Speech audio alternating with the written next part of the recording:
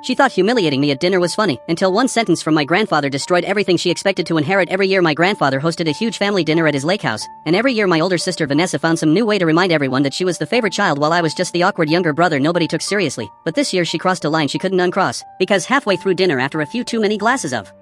wine, she suddenly laughed and said, "Honestly, sometimes I swear Liam has to be adopted," and the table erupted into uncomfortable chuckles while she kept going, pointing out how I didn't look like anyone else in the family, how I was quieter, how Grandpa always treated me differently, and then she smiled and said, "Actually, Grandpa probably likes him more because he pities him," and I could feel every eye at the table turning toward me waiting to see if I'd react, but the truth was her joke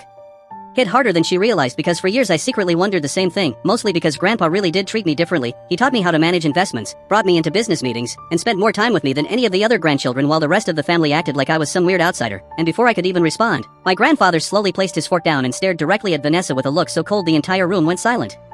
And then he said something none of us expected. "You're right about one thing.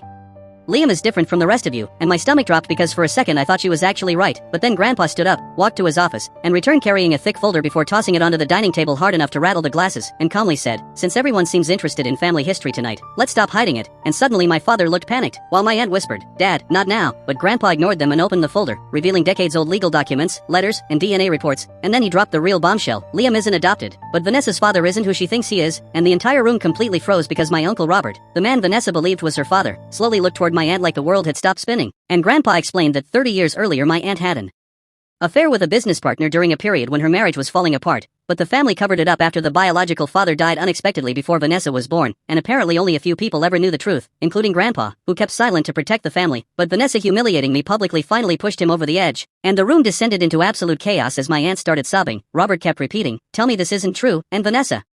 screamed at Grandpa asking why he would say something so horrible, but Grandpa didn't even raise his voice. He just slid one final paper across the table, the updated inheritance documents, and said, "Because character matters, and tonight you showed me yours." And that was when everyone learned he had rewritten the will months earlier, leaving the majority control of the family properties and business shares to me instead of dividing them equally, because according to Grandpa, I was the only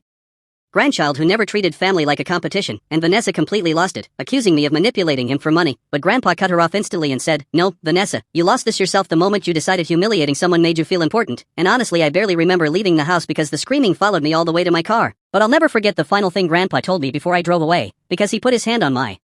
shoulder and quietly said, "The people who laugh the loudest at others are usually terrified of what the truth would do to them." And after that night the family never looked at each other the same way again.